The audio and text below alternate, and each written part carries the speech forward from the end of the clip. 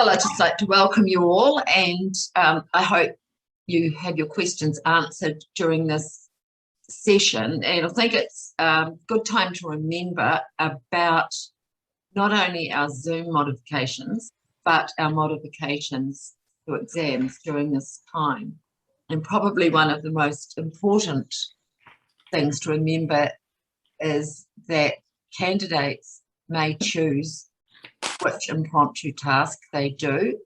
If obviously that they do with Flexi, but if it's speech and drama, public speaking, they are allowed to say that they're going to do a particular thing, and the teacher would obviously put that on the program.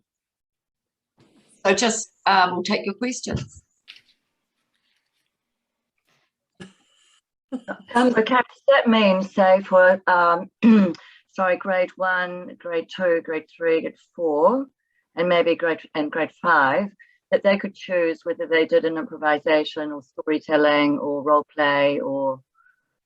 Yes, yes. Right. So the all teachers received a notification for that effect some time ago.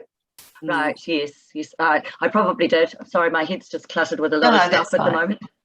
Yeah. That can I jump in and say that would also apply, say, for senior public speaking, where they have to bring some topics, say, of national or international importance. My understanding would be that they might tell the examiner what the topics were, and then the examiner would say, which one would you like to talk about? And then the examiner frames some kind of moot for them to think about in that 2 minutes.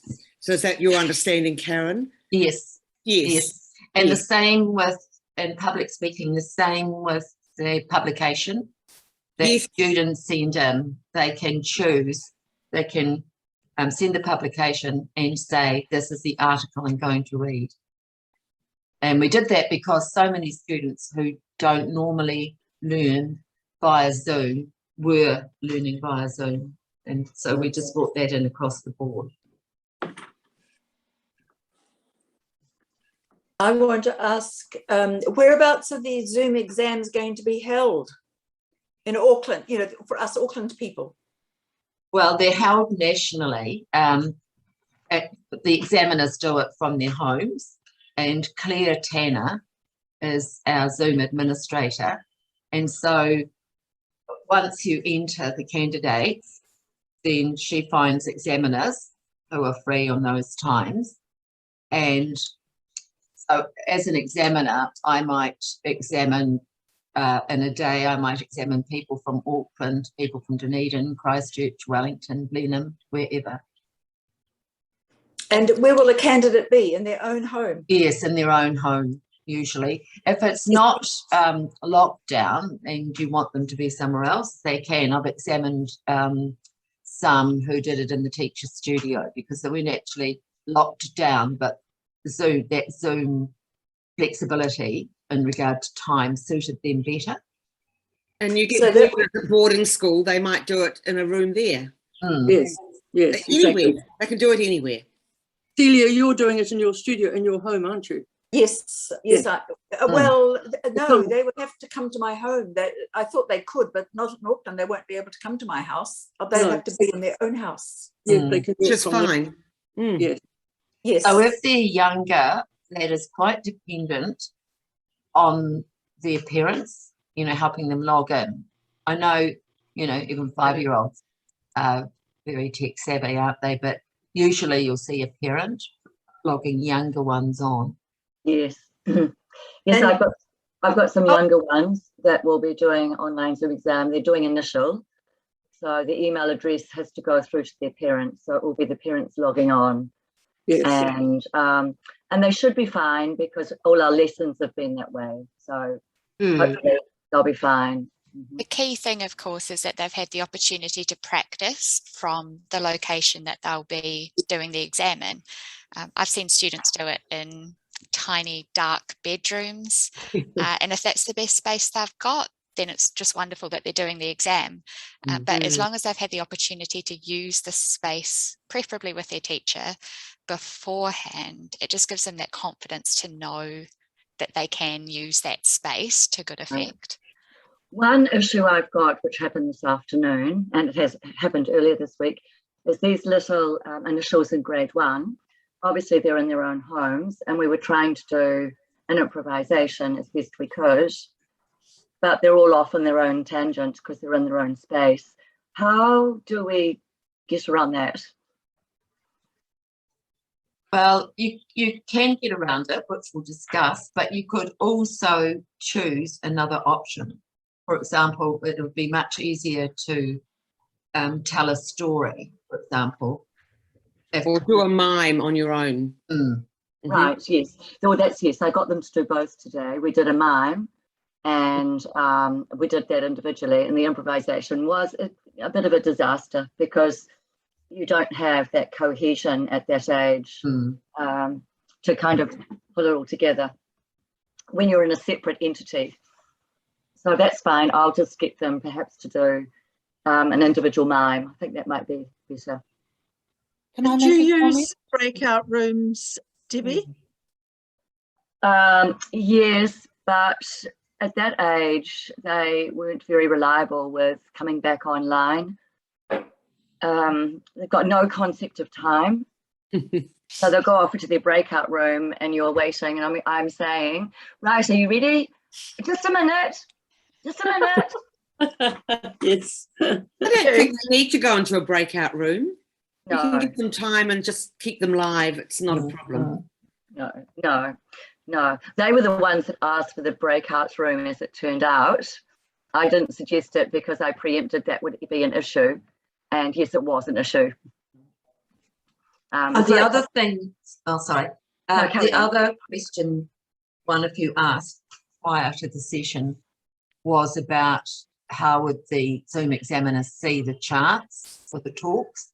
And so what is usual is that you send the program in, the teacher does, but also send a photograph of their chart.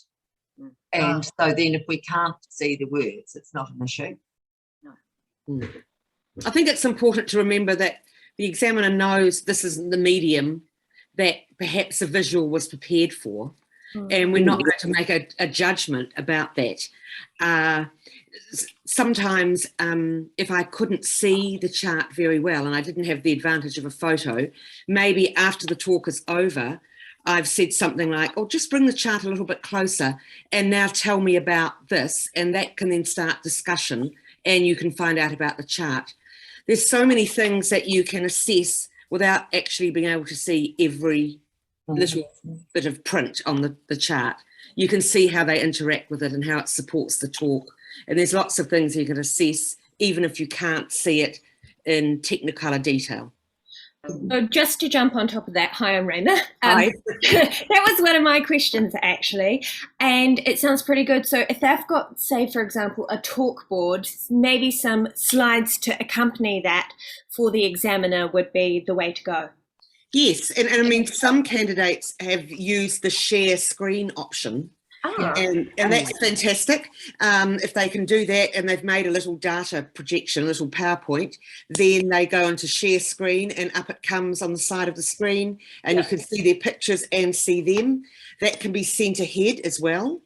Okay. And so the examiner can look at it prior, and that really helps.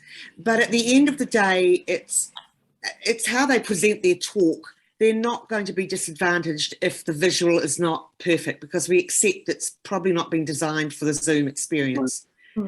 Just to make that absolutely clear, there isn't any expectation that they must produce a talk board. They may well not use a visual aid, or they might just rely on their PowerPoint slides. The talk board's not a mandatory part of it, although it's one that we commonly see. And last year with lockdown, we suggested that if candidates didn't have cardboard at home, that they just use ordinary old paper and just put a heading aside and hold it. And then another one we had, and I've seen it used quite a lot since, was a cardboard carton, and they just turned it round and had one heading per slide. Just to jump onto the idea of viewing, do you have a preferred kind of shot when the children are inside the frame? As long as we can see them. Okay. Yeah, as long as we can see them. It's useful at the beginning. The examiner will ordinarily go through a process of saying, okay, well, we can see and hear each other, and this is what I'm doing on my side of the screen, and we know it's new for you. And then perhaps ask them to go and stand as far back as they think they'll need to stand, just to make sure that we can still see them and hear them where they are, that they're not, cutting off their neck when they're wanting to read. But it's also important to remind candidates that they don't have to stand up to do those activities that they might ordinarily in a face-to-face exam. If they want to, great. But if they're more comfortable doing their reading at sight sitting down, so that they don't have that variable, or they don't have to worry about projecting their voice or whatever it is, they can be seated and do those tasks too. Can I make a comment as an examiner following on to that, Jess, because we were talking a moment ago about the venue. Now, I did have, and it's a warning to teachers really, just to find out where their students are performing, because if they're in their own home, you may not be aware. I had one candidate who was lying on her bed as we joined in. Secondly, she was reading from there as well, but I did make the suggestion that it would be useful for me to see her stand up. So if you can preempt some of those things by seeing your students in their exam venue first, that would actually be quite helpful. And the other thing was, oh yes, we mentioned the screen sharing, because I had some very good examples of that with a group of grade 3s, I think they were. Yeah. But one had a video and I hardly heard him speak because he just allowed the video to run to demonstrate what he was talking about. So just checking on some of those. They like the technology, but we're still looking for the speaking skills rather than the technology skills. Can I just a quick ask. I'm just wondering, because you said, Jessica, before that things like projection you don't so much want to worry about. What are you looking for, I guess, if things like projection are not so important on Zoom? What is it that on Zoom you will be looking for? Great. So we're still working to the same report form. Okay. So you can still take that as a guide. We're not so concerned, for example, about diction. Because we accept that on the medium sometimes there are, for any of us, those moments where we're not as perfectly audible as we might ordinarily hope to be, or that sounds aren't as crisply articulated. It's different too, we're sort of talking about here Zoom exams where you're preparing at what is essentially the last minute for these candidates. You're making switches. It's not necessarily your optimal Zoom exam encounter. And there are lots of ways, I think, that you can use Zoom to the candidate's advantage. And I'd love to see more teachers doing that because it's wonderful for that. But in these situations where really we're just trying to ensure that the candidate has the exam experience that they've prepared for, we are trying to take into account those limitations, those things that they're worried about, and the things that the medium, perhaps if they haven't had a lot of experience using it, if they weren't expecting to prepare for it in this way, we're taking that into account. Does that answer the question? I think so. Yeah, I think so. Use the report form. Yeah, okay. The learning criteria are the same. Yeah. Okay, thank you. Sorry, you go, Tessa. Yeah. Just listening to Jessica, her sounds is very squeaky. It's not very clear, so I guess our students will have different resonances with whatever equipment they've got. Some voices are not coming across very well projected at all and sounding very squeaky. Have other of you listeners noticed that? Different people speaking, it's sometimes not a pleasing sound. Well, nothing's as good as live, is it? No. And so, I think we're hesitant to make comment too much about quality of voice because you're right. It's going through a medium that can distort it. So yes. We just do the best we can, and everyone has different quality of equipment and there's no control over that. So we're not going to penalise a character if they've got squeaks, but maybe theirs or it may be their equipment. Who knows? Yes, I've got an Asperger's adult student, and she's terrified of doing an exam by Zoom because she thinks that she needs the physical feedback. Has anyone actually used it for someone like that with some sort of issue? Yes, I have. That was Linda. Yes, I have last year, Gillian. Yes. And he had Josephine Carpenter, who he said was absolutely wonderful and made him feel very at ease. His mother and father were in the room with him, although I had suggested that they didn't, but he wanted them there for security. But he said that she guided him through it beautifully. Yes, now you see, mine's an adult. She's not a young person and really has trouble relating.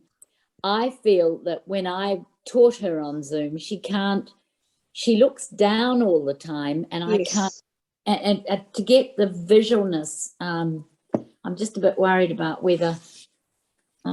Is there something you could do with how the computer and the camera on the computer is positioned that will encourage her to look up? Well, of course, you see, I teach her by Zoom too, and so we have these discussions every single time. Yeah. And she said, oh, I couldn't possibly sit an exam by Zoom. I wouldn't be able to relate to the examiner. He was 17. I don't know whether that makes a difference. Mine's 25. Ah, yes. And she's a very self-conscious young woman. Yeah. Yeah, they are. Very. Let us see those videos you've got of, there's a section on the Speech NZ website with videos, partial videos of people performing their exam. Yeah, have you shown any of those? Oh yeah, she's looked at those. Cool. But she's not very good at taking instruction, as you can imagine. Yeah. I looked at those. I looked at those tonight before this, and they were really helpful. I found. I thought it was really fantastic. Really good, and quite good to show parents as well. Yeah. So I've got a few anxious parents who just not quite sure, and I think if they get the opportunity to have a look at how easy it is, then I think that is really encouraging, rather than perhaps getting a refund or having to re-enter next year when they've spent all year putting the work together. I think well, that's great. Yeah, that's great to hear that those are useful. If anyone, and we're really happy to do more of those. You know, if any of you have candidates sitting Zoom exams that you think would be a good example up on the website, you know, I think we've got a relative range, but a lot of speech and drama ones up on there. But if you've got any people that you think might be interested, just get in touch with us and we'll get the consent form and stuff all sorted. There've been a couple of questions just in the chat, just quickly. We have Tessa first, because Tessa's been waiting. Oh, sorry, Tessa, go for it. Yes. That's okay. Now I've disappeared. Can you hear me? Yes. Oh, interesting. Oh, I see. Is that just because there's lots of us? Yeah. I've disappeared for myself, but that's probably good. Quite a few of my boys are in pairs. I'm wondering if they can still be in pairs. I mean, so they've got their, you know, they've got their pros and this and that, but they were going to be doing, I'm talking about several groups, they were going to be doing an improvised pair. Is that possible anymore? Yes. Okay. Yes, right. Definitely. You just have to make sure, maybe do a little rehearsal that they can both be seen in the space you've got set out. An idea, and I think it's in the Zoom suggestions, is, you know, maybe even mark out the space That's so they don't, get carried away in the improv and end up going into the wings where we can't see them. So perhaps even tape out the space. I had a situation earlier in the year where I examined 2 girls. I don't know where they were from, but they were grade 1 and they had planned a drama together, and they were each in their own bedrooms, and it was faultless. I don't know how they did it. I looked at them, they were about 7 or 8, and I could hardly believe my eyes how they managed it in 2 separate spaces, and they were on cue and so on. I don't know how much they practiced, but it's possible. Oh, great. Okay. But just be careful they don't head off out of frame in an improvised situation where they get carried away and forget that the camera still needs to see them. Yeah, great. Thank you. That was a question. Yeah. Yeah. I had that question too, because I've got a lot of candidates who learn in trios and pairs. They have been doing their characterisation together. We've done a devised together, for instance, and they like improv. It's not working particularly well on Zoom, and we won't be out of lockdown, I don't think. So we're going to be in a situation where they're presenting. What I notice is that they're vocally very good, but there's hardly any movement even when they're standing up. They're often very constrained in the spaces that they've got. Yeah, a suggestion on that? Well, maybe the examiner has time to look at the actual space that's available and hopefully then shape the improvisation or, the impromptu exercise so it's something that's possible to do in that space. So we're going to keep them inside. I mean, that would be my first thing is we try and cater for what they've got. Yeah, what about the scripts though, Josephine?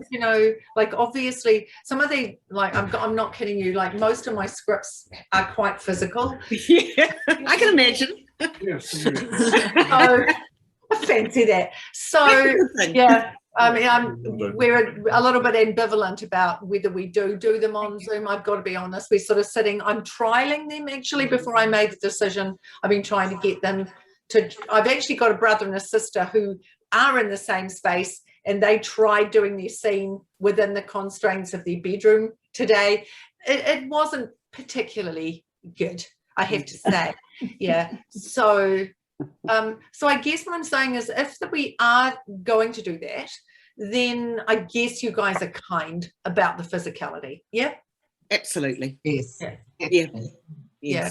So in which case then we're going to tell them it's about face. It's about trying to use as much as they're giving across the face and voice and pause and pitch and all those other tools that they have. Right. Yeah. Okay. That's great. Thank you.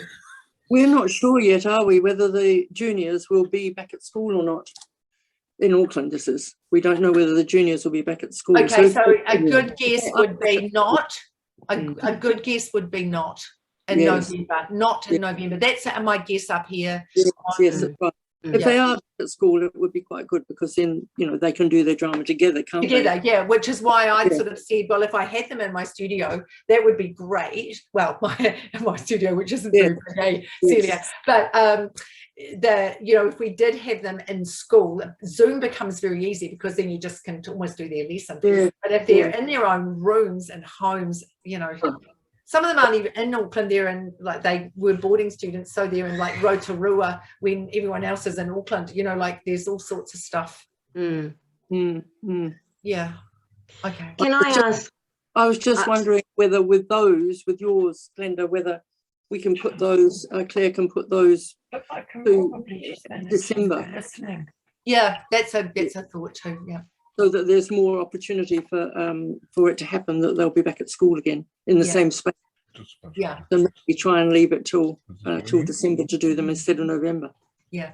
Yeah, that's why I thought we'll have a little talk, see what. Okay. Yeah. I'd like to ask a technical question. When the scripts come through for the work, they come through on email. I'm typing up a report on the same screen. How do I look at the script and type the report? I print them out. I've got 25, 28 pages. I know. But you still, that I would agree. Yeah. The I other know. And you, as an examiner, you can actually bill for that per sheet. Oh, can I? Yes, you can. Or another, if you've got access to another screen. I found it really difficult in the beginning, doing exactly what you're talking about, Meredith. And so I bought another screen that plugs in. I have the scripts on one screen and I'm typing the report beside it on the other screen. So where's the I've got two screens, but I've got the candidate on one and my report on the other. You're still needing a hard copy of the script unless you have three screens. Well, you could do three screens, which feels like a lot. But the other thing that you could possibly play around with is having two windows open on the same screen. So whatever your biggest screen is, you could. So I think, Meredith, you type on your laptop, and you normally have your person on the tablet. Tablet, yeah. But what could be an option to just maybe have a test with is you could be typing on your laptop and have the Zoom. Sorry, Janet, I'm just going to mute you for a second. You could, if just to try it, you could have your the Zoom person on your laptop as well, and your report kind of pulled next to each other so that you can see what you're typing and still see the candidate, and then have your tablet with the materials on it. Because you can have two windows on the same screen, and you can pull the report bit so that it's quite small. You don't need to see a lot. But that could just be something. I mean, it depends on what size your laptop is and the screen of your laptop. So that that could be something to just play with. We could have some test runs tomorrow if you want to have a go at that. But otherwise, the printing. There is I believe it's 10 cents per page. That's right. Reimbursement. Yeah.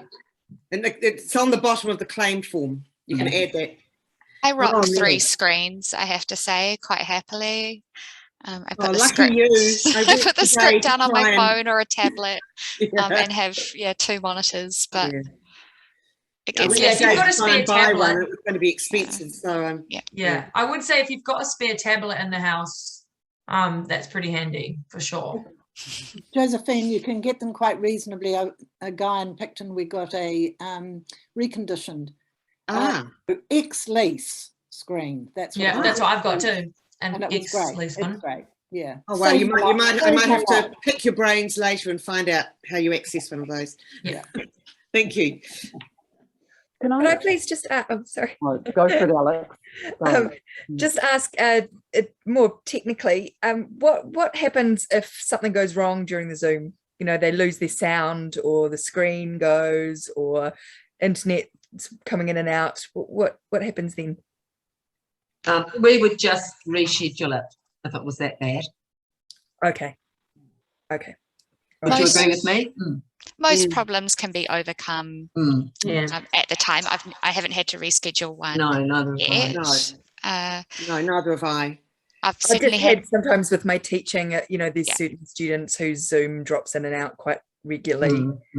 Today I had one student whose computer's always been fine, and then today the sound was just kind of gone and then back and then gone back, and I was just thinking, oh my goodness, what happens if that happens during an exam? So sometimes that's because there are a lot of other people in the household also using Wi-Fi. So I've actually asked my students if they could beg their dear ones to not be on the Wi-Fi while they're being examined. That's a really good idea. If they get fancy and try to run an artificial background behind as well, that can look really swish, but it drains a lot of Wi-Fi, and that can result in the same problem. Not necessary. I think some of them are a bit rural, and they're not that great. Yeah, unfortunately. I have a question. I've got oral exams and there's a lot of group work. So a lot of mine, especially at the younger ages, are doing a poem together, and they might be doing a verse each and then a joint verse, which obviously doesn't work on Zoom. Some of them are happy to get together and others won't. So you've got two households you know, how's that going to work? How many people are you talking about? 3 at the most. 3. I think you probably could manage 3 if they stand together and you set the camera up. Yes, but that's okay, but it's the ones that don't want to be together. Ah. Because Zoom doesn't take them both talking, it distorts, so they can't. And if, you know, in Hamilton, it's about 10, 11 days away for exams, so we're either asking them, learn the rest of what you haven't learnt, what the other person's pronto, you know, which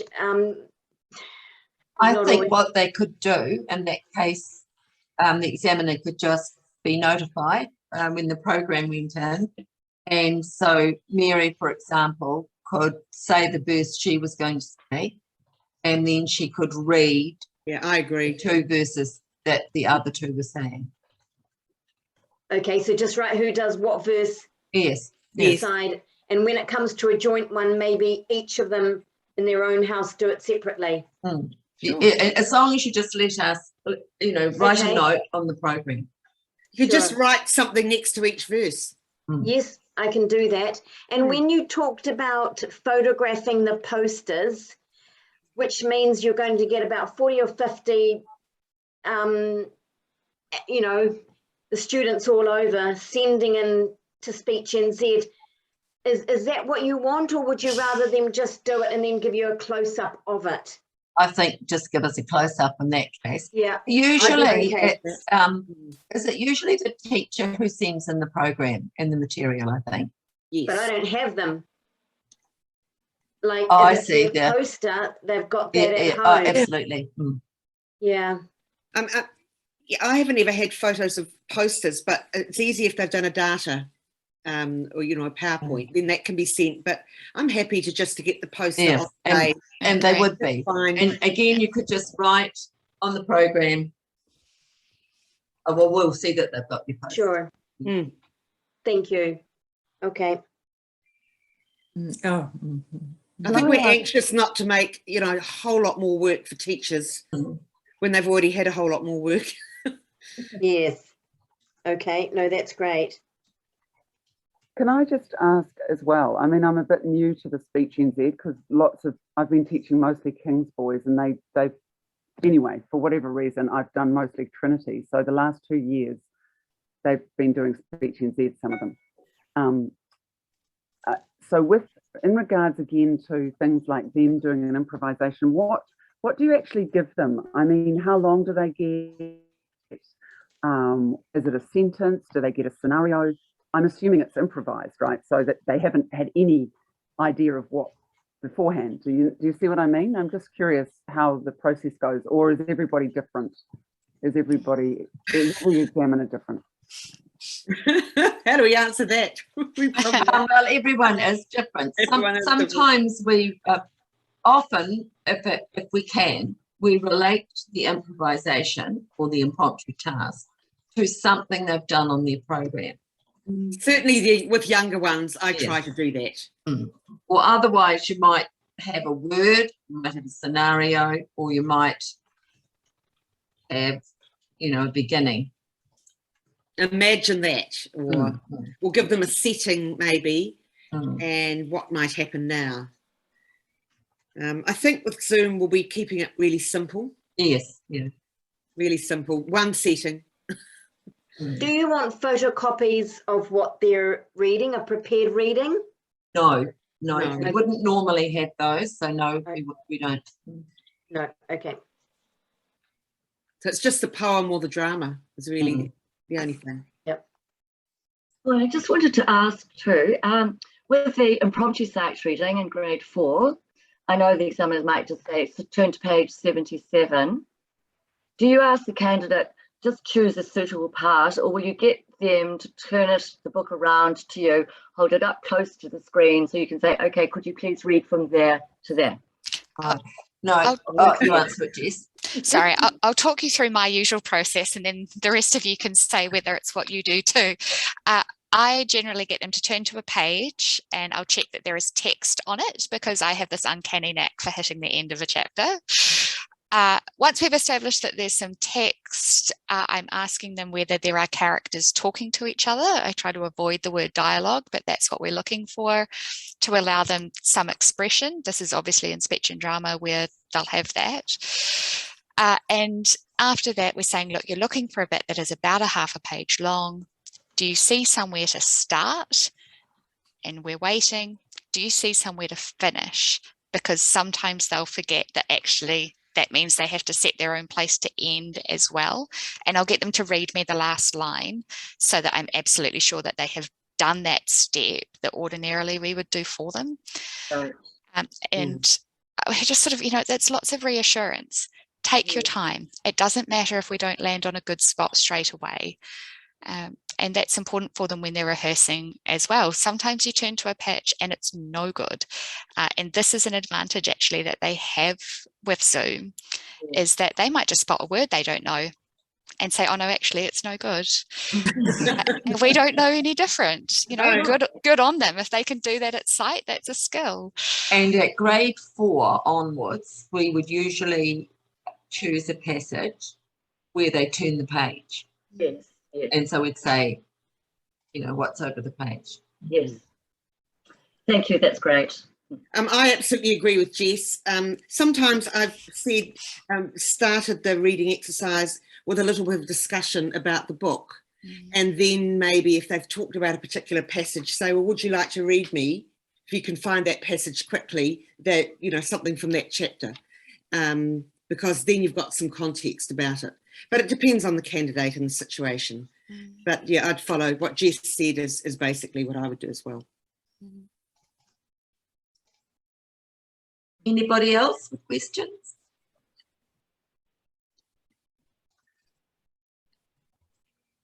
Well, I hope this has been of some use to you. And absolutely. It's quite good to hear that others have the same issues. And if you think of other questions, if you just direct them to Claire, and she'll talk to us and we'll get back to you. I was going to say, if can you swap from speech and drama to a flexi if you feel that they're just not yes, you up to grade up to. Okay. With just one last question. With these rescheduled exams, the ones that would have been face-to-face in November, what's the timing looking like? Will it be round about the end of November? I've just got students that are a little bit stressed because they don't know if they're having school exams yet or not. And school exams, of course, have been postponed and postponed and postponed. So this is year 9s and 10s mainly. What region are you in? Sorry, Debbie? Auckland, sorry. Auckland. I'm not 100% sure on Auckland.